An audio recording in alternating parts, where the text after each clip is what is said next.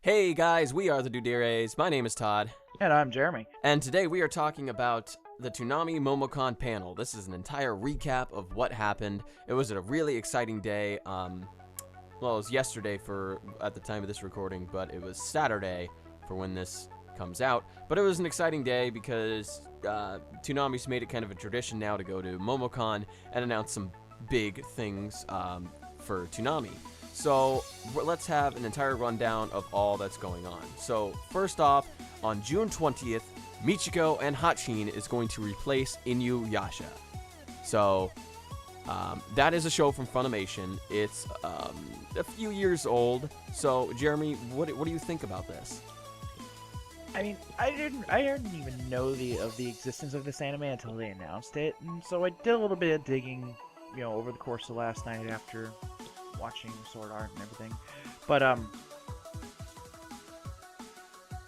having read about it, it's good. It strikes me as being that show that's going to be actiony and it's going to fit well into the block. I'm not sure how well a lot of the what's the right way to put this? A lot of the hardcore Toonami faithful fans are going to take this series, considering it doesn't really follow the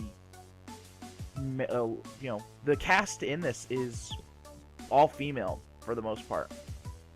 And Yeah, I know the two leading ladies are Monica Rial and Jade Saxton. So yeah. Well, I mean, I'm not talking about this. I'm talking about just from a plot perspective. I'm not sure how well a lot of fans within the Toonami community are going to react to this show, simply because, I mean, sure, people like Kill la Kill because it's super actiony and lots of fan service, but generally from what I've seen of the Toonami community, fan servicey and women leads are not really well liked.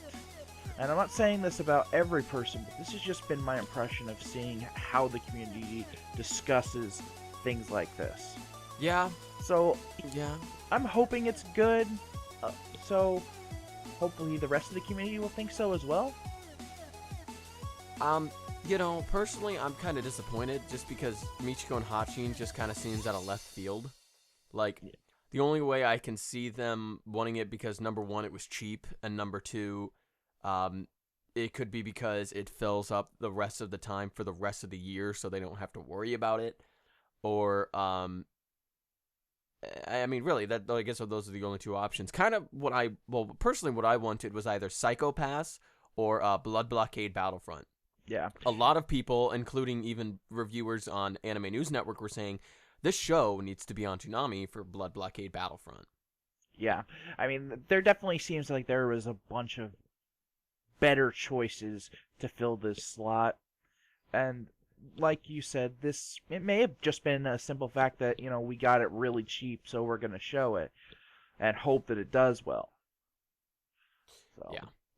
I guess after this, the only other two shows that are quote unquote replaceable would be Sword Art Online 2 and then Attack on Titan at the end, but we all know that they're going to keep Attack on Titan there because they're going to milk it for all it's worth. But as for Michiko and Hatchin personally, I mean, it's whatever. I mean, I don't have anything against it because I've never seen it. And I love Monica Rial, and Jade Saxton is okay. But to me, it almost kind of seems like a Black Lagoon-ish type show. Like, It's got partial action, but it's also got these, talky moments and whatnot. But, I think Black Lagoon is a masterpiece. I doubt Michiko and Hatchin is the same. We're going to have to discuss some Black Lagoon when we're done with this, because our views on that show are vastly contracting. So, I just feel like Michiko and Hatchin is going to get lackluster ratings. I just don't think it's going to do that well. I don't think people are going to like it too much. I mean, if I'm wrong, great. That's great because, I want Toonami to succeed. But as just looking at it, I'm just kind of like, I don't know. I don't know if it's going to mesh very well. I feel like people are going to find it boring because I know it's very emotional. I've heard it's a very emotional show. So that's my impression of it personally. I just don't like the pick. And for some reason, there are some people who are against Psycho Pass being on Toonami. which is just, in my opinion, the most absurd thing ever. The only thing I can see wrong with it is the fact that it's dialogue heavy. Well, You know? look at Ghost in the Shell. It was dialogue heavy, Yeah, and I know. they, I compare it all the time, and I'm just like, and then how the hell did Ghost in the Shell get on here? yeah. So, anyways, like it or hate it, we'll see how it does starting on the 20th of Yep. June. Next up is on August 8th, the Megaton Akame Ga Kill, straight from Sentai Filmworks. That this is the very first anime and that Toonami is getting from Sentai. Sentai and Toonami have never worked together since the revival. I don't know if ever, but this is since the revival. So this is a really big deal. Whether you like Akame, or you don't like it, or you hate it, or you love it, this is a big deal. So what do you think, Jeremy? Okay. I've seen Akame Ga Kill in its entirety as it came out in Japan. I mean, you got me started on it, and we watched it as it went through. For the most part, I really, really enjoyed the series. It's just one of those shows that when you get to the end of it, for me, it left this sour taste in my mouth. I was expecting something more from it, from the climax, and it didn't quite deliver for me. It's also one of those animes that suffers from an anime-only ending. So I like those, hate those. It is one of those things that you will find yourself when you get to the end of it, scrambling to find the manga and read it. And it is one of those instances where I will tell you that the manga is better than the anime in a lot of respects. Yeah. The series started off with a lot of potential, I think. Yeah, it did. I mean, the everything about it was really colorful and brutally awesome in action and combat, and just yeah. Without going into details and tons of spoilers, we just can't describe it. It was, it was what, 24 episodes? Yeah. Out of those 24 episodes, about 18 of them are completely and utterly insanely awesome. And those are the first 18. Then it kind of gets a little stale during those last couple episodes for me. Yeah. Yep. No, I'm right there with you. I don't like anime-only endings. I'm a big fan of the manga, and it's just disappointing. First off, I feel like there's going to be a lot of Toonami faithful that are going to be really salty about this show for some reason. Just my impression on that personally. I'm glad it's on because it fits the block well. Whether the ending is bad or not, it fits it well. Yeah. But to be honest, I'm more excited over the fact that Toonami and Sentai are working together than actually getting Akame Ga Kill itself. Yeah. I mean, that's a big deal. I mean, it opens the door for lots of potential in the future with other Sentai, properties, for potential broadcasts. So, I mean, good job to the Toonami, crew over there and getting this deal worked out. So, bring us some more stuff. Yeah, I thought when he said Sentai Filmworks, I thought he was going to say No Game, No Life. Yeah, that was hoping, and it would have been a really good fit in my opinion, but that's, again, another story for another day. The salt would have tripled. Would have tripled with that one. Yeah. I mean, as far as like the episodes, the way I saw them, yes, I said the first 18 were good, and then it just kind of like it's like the show trips over its own feet and tumbles through the rest of the series. So, but again, like it or hate it, we'll have to see how it does rating wise, as it's taking over Kill la Kill spot when it finishes up. Then that's going to be on August 8th. Yep, that's also a dub premiere. So, that's a big deal. And of course, obviously, but also because, it's from Sentai, and Sentai doesn't really, people say that they're like, oh yeah, they dub the most stuff. I just kind of want to say bullshit, because half the stuff they always get never gets dubbed. And, because I can name like 20 things off the top of my head, I swear to God.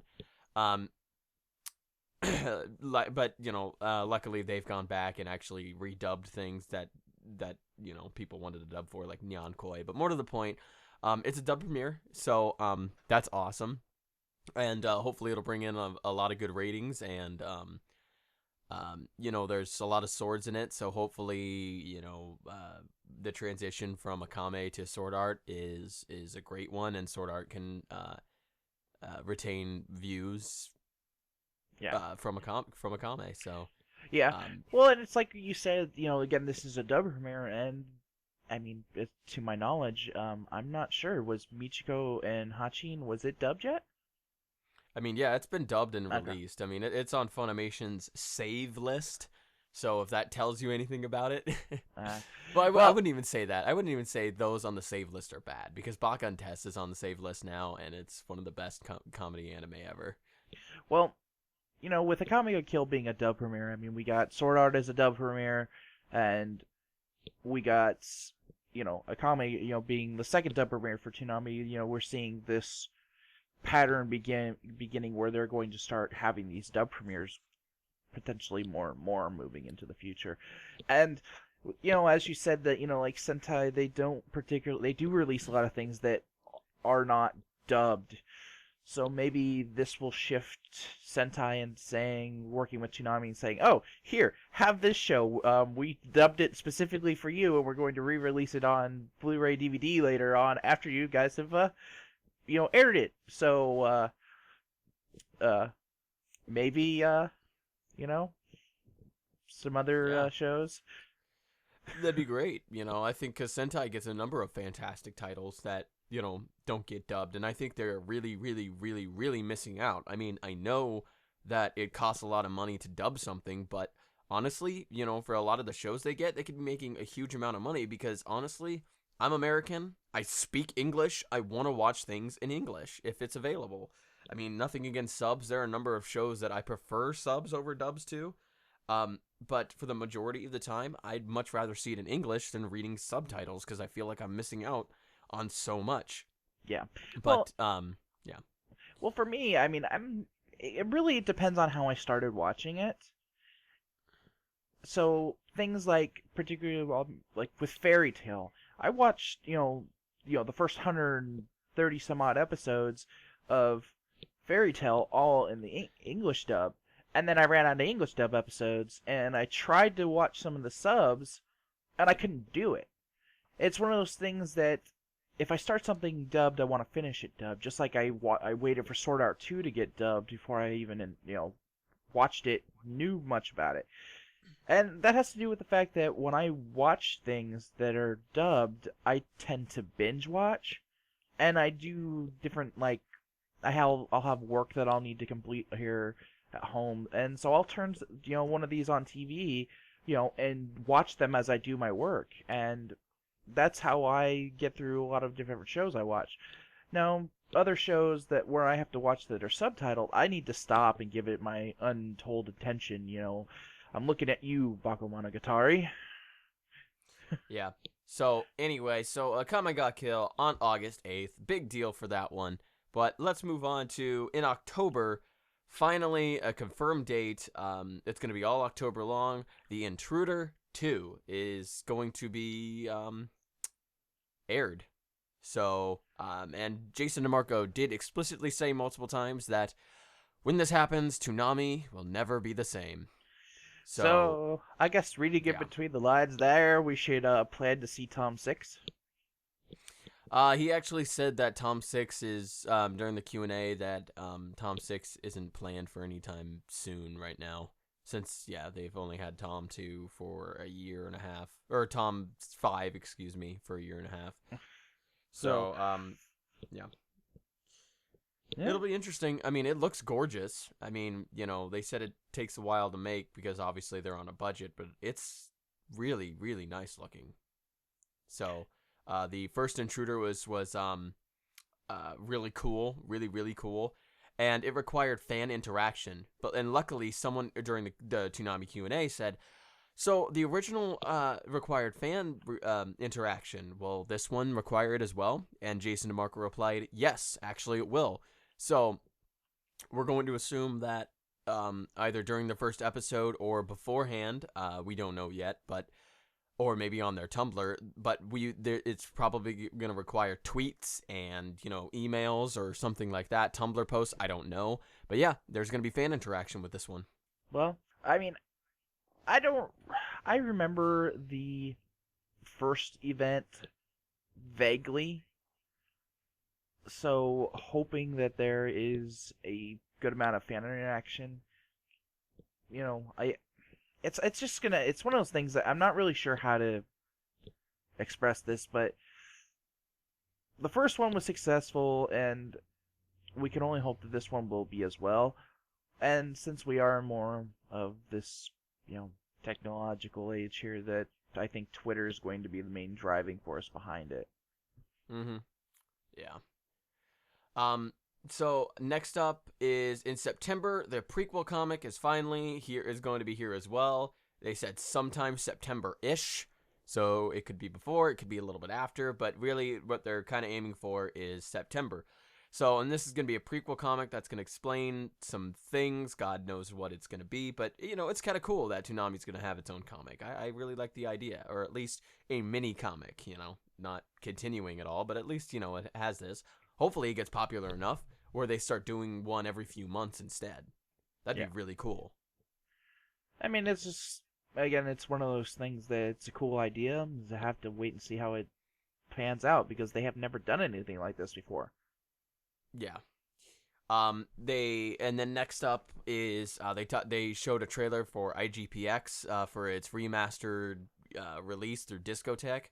Jose Argumedo, who used to be the host for the Toonami Faithful podcast, he moved on to CNN.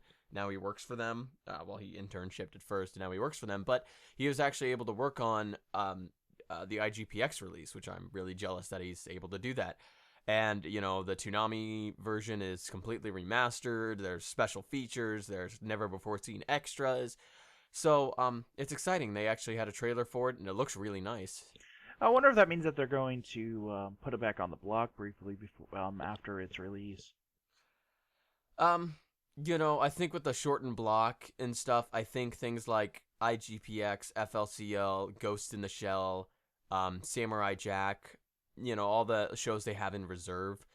I don't know, until the block gets more slots, I don't know if they'll ever come back on, in my opinion. I just don't think they have the room for it, and they just need to jam pack it with stuff that they know will that will garner views and people want to watch, and that's mainly new stuff. We're getting new episodes of Naruto every week, new episodes of One Piece, Dragon Ball Z, so on and so forth. But I think until we get more, I guess a block extension, I don't think we'll see any of those stuff, unfortunately. I just because a lot of those shows are really good, but who knows? Yeah. So. And that's going to bring us up to our last topic, which is going to be, this fall is going to be the launch of the official Toonami app.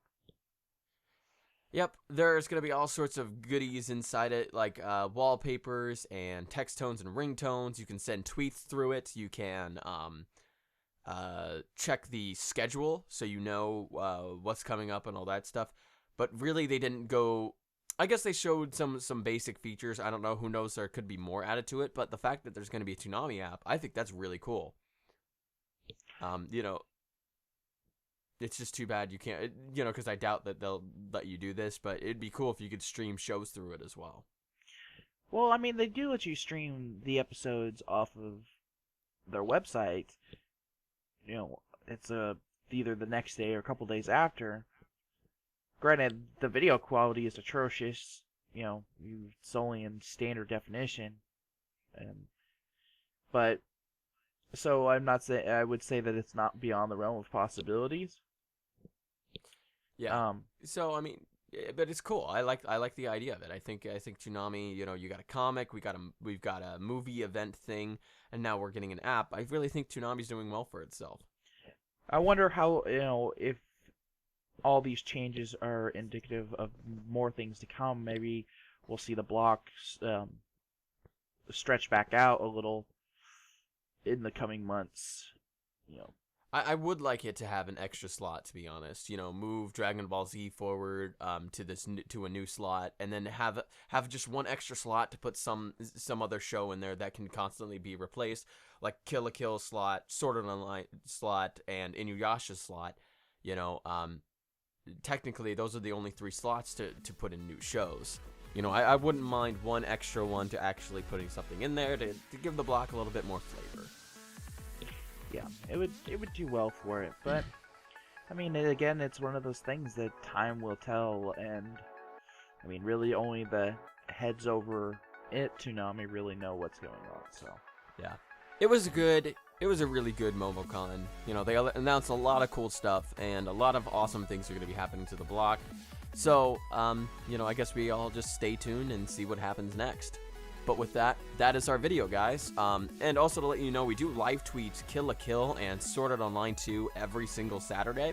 So if you guys want to follow us on Twitter at the Duderes, we will include a link in the description if you guys would like to follow us and see what we tweet about and all that fun stuff. But as always, that's our video. So feel free to subscribe to us if you liked our content, or like the video, or share the video, and tell us what you think about Michiko and Hatchin and Akame Ga Kill.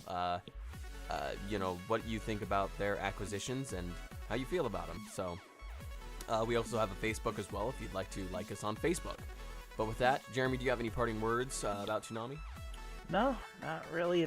They seem to be, like it or not, they seem to be correcting their course from where they were several months ago. So absolutely, they just need to keep heading on the path that they're on, and I think we'll all be happy with the outcome. So definitely. Well, that's our video, guys. Thank you as always for watching, and we'll catch you next time. See ya. See ya.